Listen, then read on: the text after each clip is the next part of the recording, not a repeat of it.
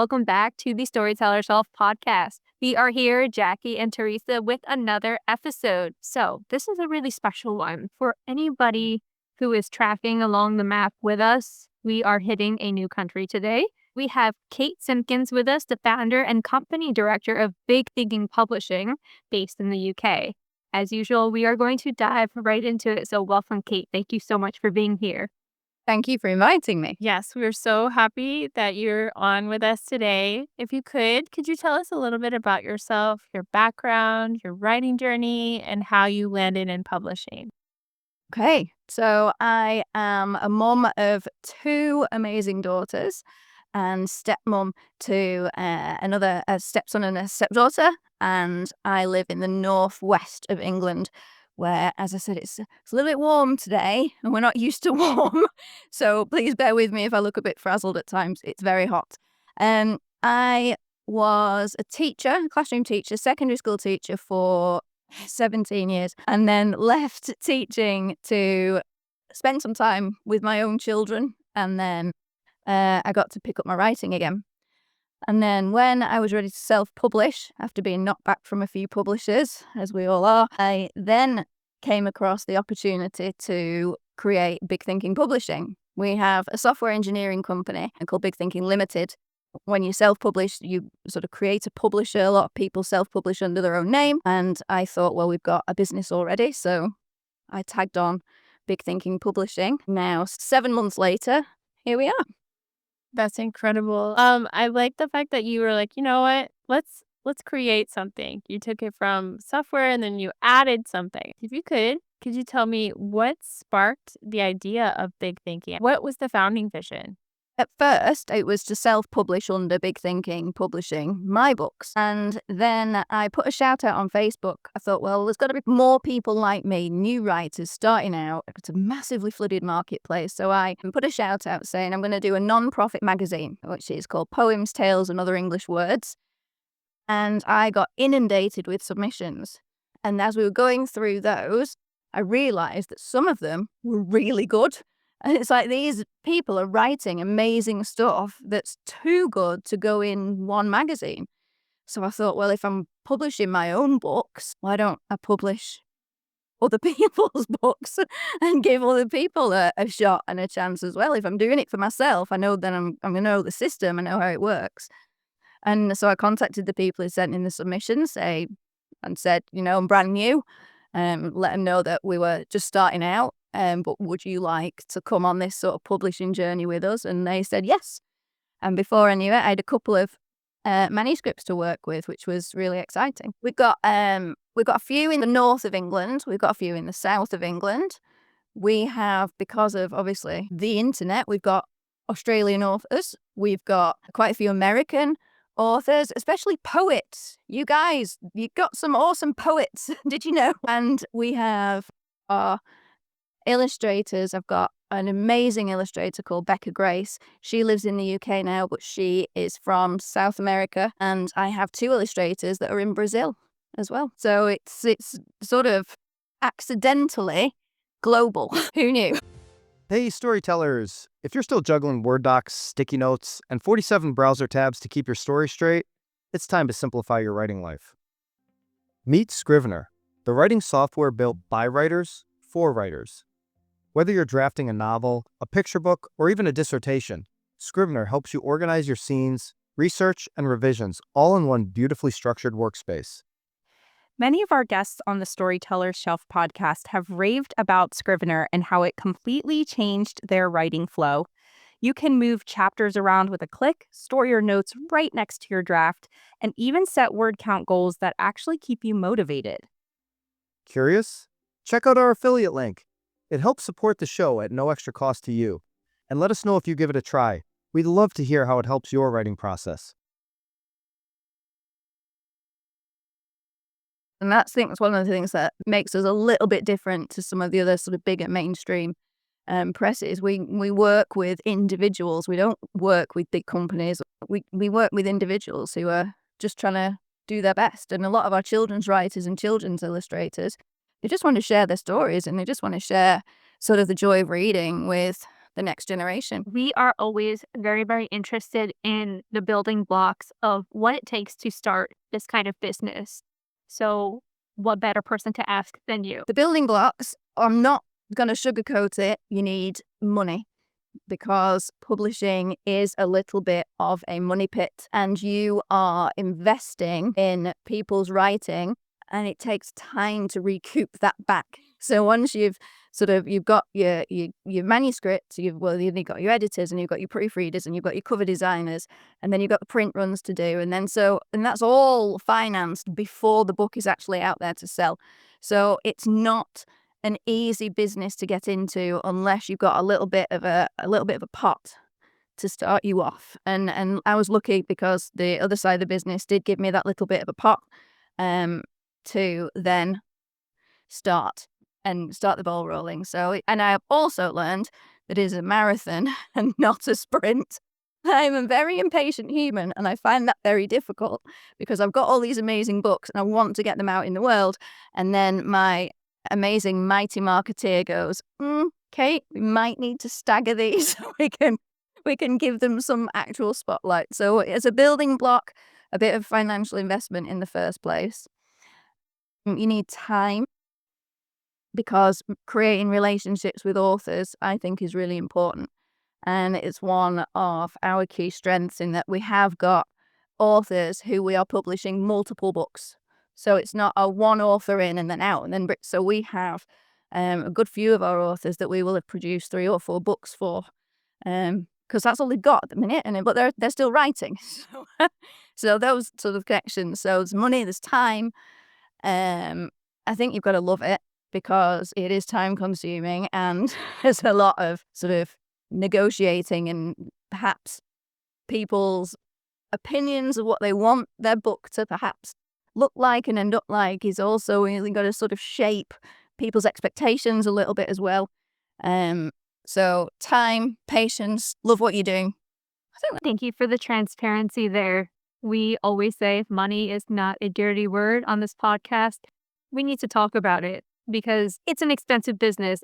It's a sales business at the end of the day. We are hoping that people get paid and that you recoup costs. But when you are self-publishing or running a business, there's kind of no way to start that isn't in the red. You're investing in that story and in that author and in that book, and you've got to believe in it to be able to put that financial investment in and then trust that everybody's going to love it as much as you did in the first place, which is a different thing. If you're a hybrid publisher, of course, that is totally different, because as a publisher then there's no investment from you particularly. You might earn a bit if the book sells, but really your financial investments come already from the author, which is not how we operate. Kate, can you walk us through what the practical logistics are behind starting the actual publishing company? So things like legal registration, staffing, branding. So in the UK, I think it might be a bit easier for us here than it is for you. We register as a limited company, which is free for us over here. And then you register your business address. Now, we're lucky enough, we've got a bit of land where we live. So we have an office that we built about 12, 18 months ago now. So that's our business premises. I wrote a business plan and came up with sort of a bit of a vague mission statement, but knowing what I wanted. I did the financials to work out how many books realistically I needed out in the world, and then what sales I would need to sort of make that money back, that investment back on the books. And then once I got all my ducks in the row for there, I realized that then I know nothing about digital marketing at all. So then I found Tommy, who has been an absolute godsend. And what Tommy does, I have no idea, but things happen. They do this digital SEO stuff. And before I know it, we've got an art reader list of hundreds and a mailing list of hundreds, and they're amazing.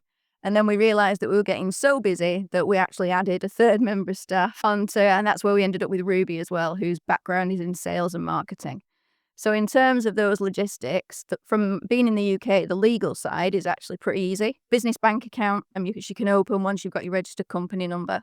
And then my business plan sort of accounted for one member of staff, but had to adapt to then include Ruby, who has been, well, she's amazing. They've got such a good team, and they are so passionate about what we're doing that it's amazing. I think surrounding yourself with the right people is really important as well. Could you tell us a little more about what the workflow is for editorial? What happens when you receive the manuscripts? What are the next steps from there? Once we have received it and accepted the manuscript, it depends what it is. It depends. So if we're looking at a children's picture book, it's very different to a young adult or a new adult novella. So if, say, we've got a manuscript in for a picture book, that needs very little editing because the words are limited, but it means matching up with an illustrator. And we now have a little group of freelancers who we tap into depending on the sort of style. And we are lucky that some of our illustrators will do us a little bit of a deal in that we pay a little bit and then they're on commission royalties, like the author are as well, which has been really helpful for us setting up. So that's a children's picture book, and then there's liaison between the artist and the author to make sure that the author's vision is there. And then once that's done and formatted, that's off to the printers. So it's heavy on the illustration. If we've got a manuscript that's sort of maybe a middle grade book or a teen book perhaps that doesn't have illustrations, then depending on the length, I have some freelance editors as well. But I also do quite a lot of the editing myself because that just saves a little bit of money. And then off to a proofreader and then off to the printers. So there's main steps really. We get your manuscript, it's read through, editorial process, proofreading. After the editorial process, it might go back to the author a few times, batted backward forwards, proofreading, and then off it goes to our UK-based printer, who are lovely people. This sounds like a lot of fun, and you're saying a couple things that are making me smile. I love how you mentioned very casually that you have author involvement when it comes to making sure that their vision is preserved. It's their baby, isn't it? These people have worked so hard, and it's I think when you write, it becomes part of who you are, and that story's in your head, and the characters are in your head, and you work, especially on a longer project. There's so much part of your everyday thinking when you're writing, and I think it's got to be honoured through the publishing business to make sure that what goes out there in the end is representative of what the author wanted. I mean, maybe a little bit of managed expectations if they'd want it to be on the sort of bestseller list within a month. It just takes a little bit of time. With all of the things that you're doing, and I'm hearing that you're wearing a lot of hats, everyone's really all hands on deck. Have you faced any particular outstanding challenges that you would be open to talking about when it came to launching this or working through, again, the workflow of big thinking? Made some mistakes. I have made a few quite costly mistakes. I have rushed things a little bit at times and then had to backtrack. I've put a book to print that I knew I shouldn't have, and then I had to sort of recall it and then do another print run. So there are things that have been a learning curve for me in this. And I was a teacher, and then coming into a brand new industry, that it's been a learning curve. There are challenges. There are definitely challenges and mistakes along the way, which I try not to beat myself up too much about. But it's a new business, isn't it? So I'm going to make mistakes, and things are going to go wrong, and then all I can do is fix them. People really need to hear that mistakes do happen because we all make them. Again, it doesn't matter if you're a small self-publishing your own books, or I've seen it happen in large companies like the Big Five. They make mistakes too all of the time. And it's really about learning how to navigate through the mistakes than it is really not making any mistakes. For me as well, it does come back from patience for me, I think. I do tend to my instinct is to launch straight in and rush straight in and get it done because I'm all excited about it and all enthusiastic about it. And so I am learning to slow myself down and making sure that, that I am following every step that needs to be done to make sure that the end product is something that is worthy of the author and ready to sell and ready to be in the hands of the public. Jackie and I can both empathize with that because we're always so excited with our podcasts and in general, because we are both authors, we get so excited. But if you could kind of talk more about how someone would go about getting a company started, finding the funding. To be honest, because I had the loan from the other company, it's not an area I know massive about. There are funds out there are grants out there, but in the UK they are very paperwork heavy. and they take a long time to access. I know there's Kickstarters and things like that Tommy's mentioned to us a few times for some special projects. But in terms of money that we have access to in the UK for new businesses, there's a lot of talk about money for new businesses. But again, in the north of England, where we are, there is a north-south divide. Accessing funding is not easy and would take one of my members, it'd take Ruby weeks, if not months, to get everything in line to get the funding if we applied for something. So that is, I don't know masses about it. My mum invested in us a little bit as well when we started off. My mum gave me a little, I know, so it feels like a family business. So she helped me out. My very first, when we first set off, my mum gave me a little pot of money, which enabled us to get off the ground. But in terms of starting the business, it is that easy in the UK. You go on the government website, you register it, and they go, okay, here's your business title. That is it. I know it's bonkers. It's 50 quid. They've just put a price on it. Then as soon as you get your limited company number, you get inundated with post from credit card and business banking. They'll give you credit. I like the fact that you opted more for the traditional publishing route. What led to that decision? Like, how does it align with your mission? Originally, I sort of modeled it as a hybrid model, I think because I was worried that I wouldn't get people taking us seriously because we were new. So I wouldn't get a quality of manuscript that I really felt that I could represent and do the best that I could to represent and get their book out into the world. But the more and more manuscripts that came in that were brilliant, I was like, there's no, that safety net, I didn't need it. I didn't need the safety net of that because I know that when these books are out in the world, they're going to do well. We've got, our catalogue is mainly children's at the minute, and after so many years of teaching, I feel like I know kids, and I know the books they pick, and I know the books that they have in their bags, and I know in secondary school, a lot of our secondary schools kids have to have a book with them in school at all times. So I used to make sure I had a library shelf in my classroom for kids, and I knew the books that they were picking. So it's when manuscripts came in, I was able to go, yes, because I knew in my head exactly the kid that would have picked that book off that shelf and carried it around with him until he finished it.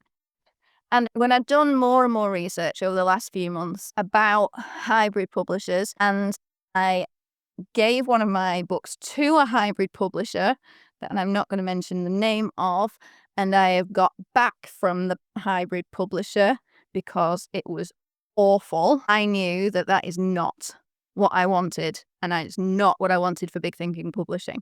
So I was like, no, I need to make sure that we are transparent, we're credible, the authors know where we are. If anybody wanted to nosy through the accounts, they could. I could tell them exactly what is going on, where their book's at, which stage it's at, and that transparency, I think, is really important. So by having an experience of hybrid publishing as a customer, I also found it a lot easier to go, no, we want credibility in the marketplace. We want people to look at a book by Big Thinking and know that it's been through a rigorous process before it's even out in the world and ready for people to read. We're very happy to hear that traditional just fits your mission based on your experience. So I would like to take us into talking a little bit more about your mission and what you're doing. So your ethos is very, very centered on inclusivity. Have you built your submissions and acquisitions process to support this? And tell us a little bit more about representation in the upcoming catalog.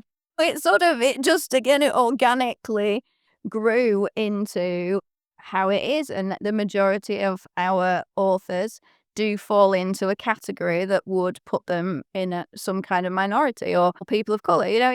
It's just sort of accidentally happened, which from my point of view and the background, I have a women's studies degree as well, and through the team that we've made, I'm sure Tommy wouldn't mind me sharing, they're non-binary. It seems to be that we have managed to find an amazing group of humans who often get lost in the publishing world and their voices aren't heard. And I know you guys have got issues over the pond with sort of inclusivity, and we have in the UK now, we've had some awful rulings go through our courts about trans rights. And we have thrown ourselves 110%, if you look at our Threads account, into supporting people whose voices are just getting trampled on. And it's awful and it shouldn't happen. And if we can do even a tiny little bit to get adults reading books written from different perspectives and different points of view, then hopefully we can make slightly more a tolerant world than we seem to have found ourselves in. And I know for my daughters, we live in a very white area of the UK, which is very not representative of the rest of the UK. So if I can find books that will give my daughters an experience of what it's like out in the sort of further world than our little corner, I think that's really important. And I think if we're going to develop a group and a generation of humans who are going to support each other and make a society that is inclusive, then it's got to start with the kids. It's got to start with the next generation. That's what I think. But yes, it happened a bit by accident and I love it. And it's exactly what I want, and it's what we're going to continue doing for as long as we can. It is really important to make space for all voices. And a big pillar of this podcast is making sure that marginalized voices, especially creators, are heard more. And that really comes from Teresa and I's personal experience in life. So keep doing what you're doing, and we're here supporting you. But let's talk a little bit more about the books. What age groups are you focusing on for this first season? And do you anticipate those changing over time? The first ones we took on from those ones I mentioned from the magazine entries were little stories that we've turned into picture books. They were such charming little stories that they needed the square sort of fully illustrated. So they're not quite out yet because we've got the illustrator who watercolor paints all by hand. So they're not out, but they're coming. So we've got 2 or 3 of the sort of picture books. And then again, I think probably me. I mean, I'm picking the manuscripts to publish, aren't I? So it is all my influence, really. I've got a load of kids' books ended up because they're just so fun, and the stories are just so awesome. We've got Jack Potts who finds the land of underbed storage through a door in the back of his shed, and it's where everything that gets lost and recycled goes to underbed storage. How amazing is that? We've got Penelope Pond, who's written. Alice Barker is our author. She's got cerebral palsy, and so her characters do. So Penelope meets a mermaid, but mermaids aren't allowed to talk to land walkers. But Penelope isn't a land walker, so because she's in a chair. So we've got these. They're so full of imagination and whimsy, and so we've got this catalogue. I think it's our main catalogue now. Really, is between age 6 and 12 of these amazing stories, and then we've got a couple of teen books. Polly Everett's Other Worlds. She accesses parallel timelines through sneezing, and she sneezes herself into the multiverse, and she can't control when it happens, so she ends up in it. It's just phenomenal. But even with the sense of whimsy, there's sort of some real sort of important moments in that book, and it isn't afraid to touch on her father has depression, and so there are some really meaningful themes through a book that also has this delightful sense of charm as well. And we've got, I feel like I'm swirling a bit. I love these books. I talk about them all day. Oh, I've written them. I've got some. Mine are in there. Alice Barker, who wrote Penelope Pond, she's got 3 new adult novellas we've got, and they'll be out by Christmas. Sketching Scarlet, the proof arrived yesterday. I was so excited. And then we have 1 adult novel, which we have taken on because we are fully behind it.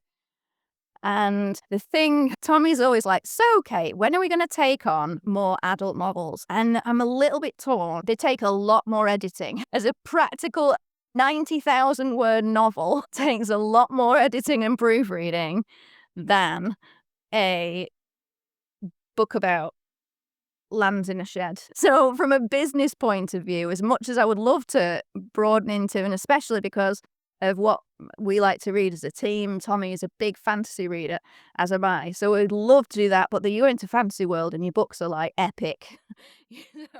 And that takes a lot of editing. So that would be something that I would love to go into.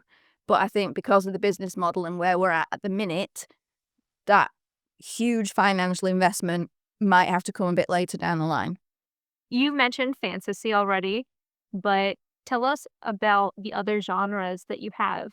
Apoetical is our poetry imprint, and that has taken off our website. Is awesome. That's Ruby's doing with Declan, and we have a monthly poetry competition now that's going really well. And the shortlisted poems are going in our anthology, so they're on the website as well. But they'll also go in an anthology, so people can say that they're a published author and a published writer. I think that's really important for people as well to get things into print. I think is really important, because then you've got doors open to you. If you can say you're a published poet, then doors open that perhaps wouldn't be before. So we try and encourage sort of as many people as we can to enter and then get them in the anthology. We have Alice Barker's Sketching Scarlet is a romance. It's gorgeous. It's a new adult romance. I edited that one, so I know it really well. And when I do the editing, I get really attached to them. And I have to remember that they're not mine. I didn't write them. I only worked on them. And I get more excited than the authors sometimes. We have, let me think. Oh, we do tend to, I'm just thinking a lot of them do tend to lean towards sci-fi and fantasy. Alice's other book, which is called Paraplegian, is amazing. A real twist at the end, so I can't say too much, because that will be out before Christmas. My next series of books is a 5-book series set in a place called Brightwell Academy, which starts the first book's more top end middle grade, and the second book's tips into young adult.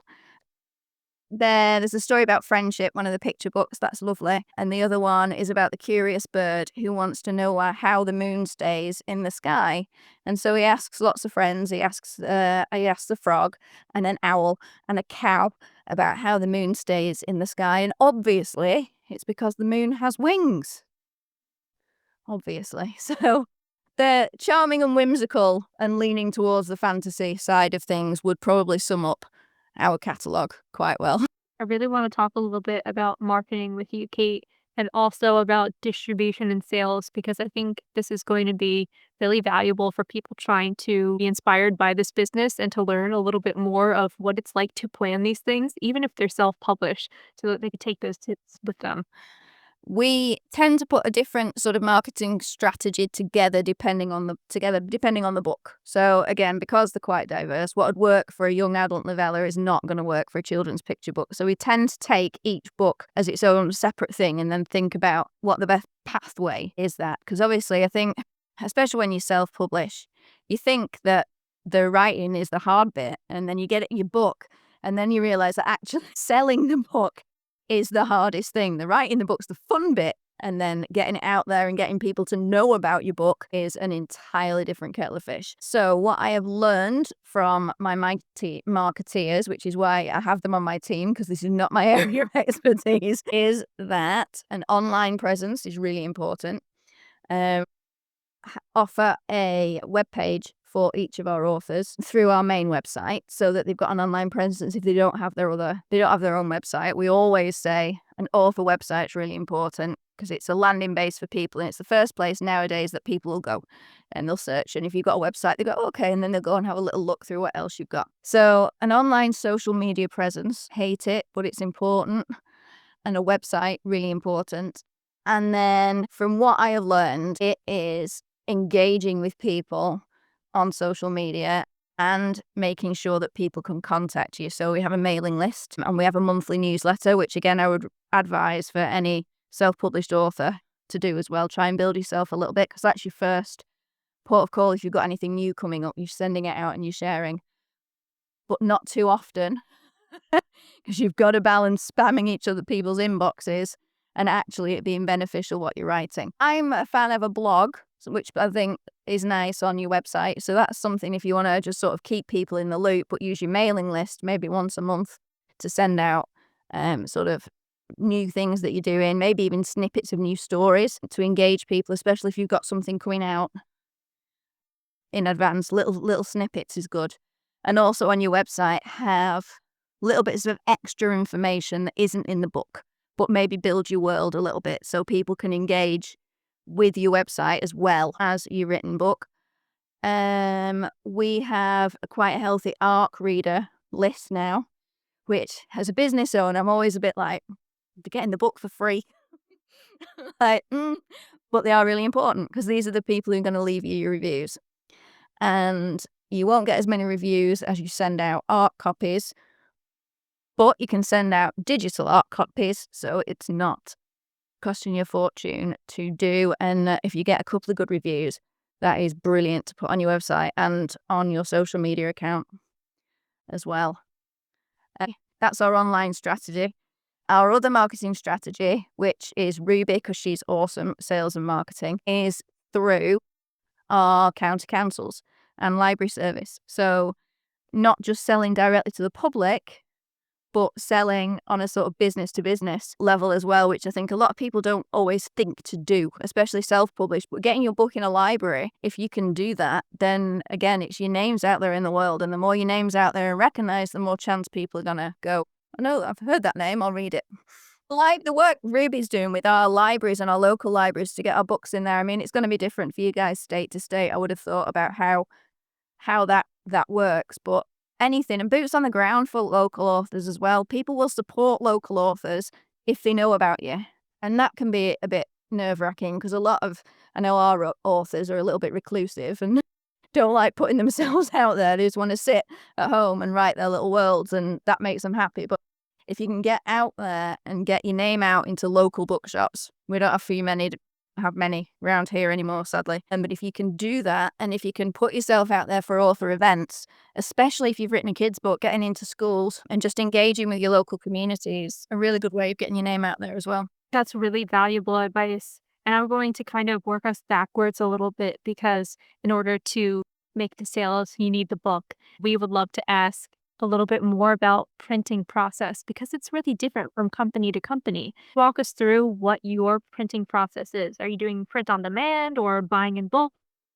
So I don't like print on demand, and some of our covers have they have special finishes, which obviously if you print on demand, you don't get the nice foil and you don't get the lacquer and all the nice things. So I'm not a fan of print on demand. I'm not a fan of KDP. I'm not a fan of Ingram Spark, but some of them are necessary beasts.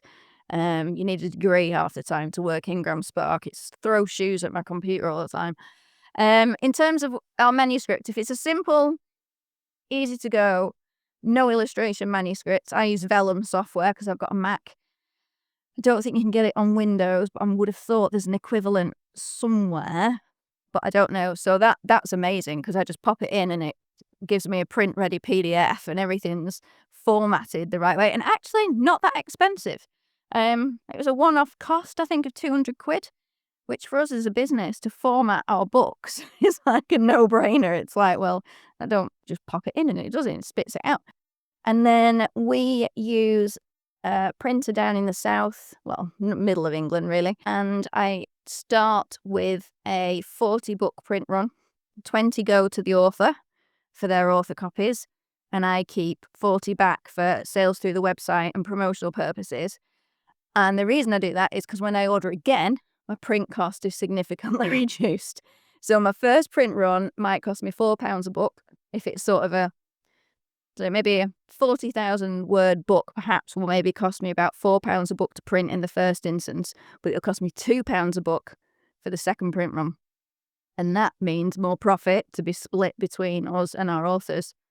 And we're quite generous with our royalties. We offer 20% to our authors for royalties. No, it's their book, isn't it? It's their work. I'm piggybacking on the back of somebody else's success, really.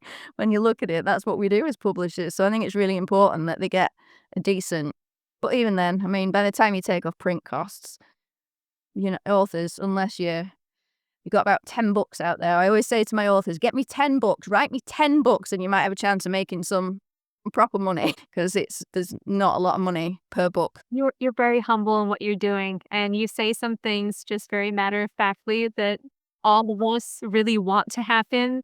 But I think Teresa and I especially, we know that in traditional publishing from the big companies, it just doesn't happen. You found two really big cheerleaders, I think is what I'm saying. You've mentioned so many, the highs, the lows, the in-betweens, which we're very appreciative of. Can you share a moment or a milestone you especially are proud of since founding the company? I have in my office framed. I make little when we send out our author copies, I also send out some nice A4 posters, all glossy and shiny and nice, and they're author packs, which has all the ordering information and all the book information. So if they do go into a bookshop, they are armed with stuff. So our first 2 books that went out, one was mine, the one that was originally self-publishing when I set up the business, and the other book that we picked up first, which was called Monkey Dog, well, is called Monkey Dog, A New Breed of Superhero. So I have their posters in frames on my office wall as our very first. And I remember the first time those books arrived on my doorstep, and it was like, not only have I made a book for me, but I've made a book for somebody else at the same time. It was such a feeling, such an amazing feeling. And then I remember parceling them up and sending them down to Steve.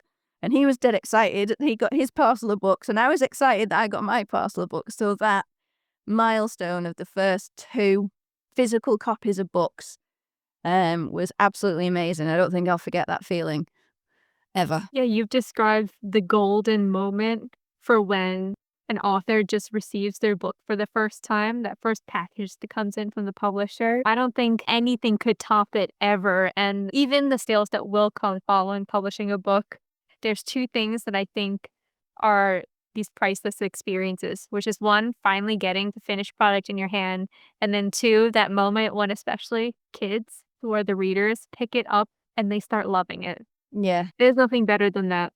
nothing better. I sent a parcel off recently. Somebody did an art review of my book. I think it was an ARC, maybe it was afterwards. And she was in Denmark, and she said a little girl had loved it, but they only had the digital one. So I sent her a little package with a proper one in, and a couple of bits of merch that we have printed. And then she posted online that a little girl was so excited. And you're right, it's that moment that your work gets in the hands of their intended audience, and especially kids, because they're so excited about things and enthusiastic. What is one piece of advice that you would offer to authors? Don't give up. It's really hard. It's really, really hard, but don't give up.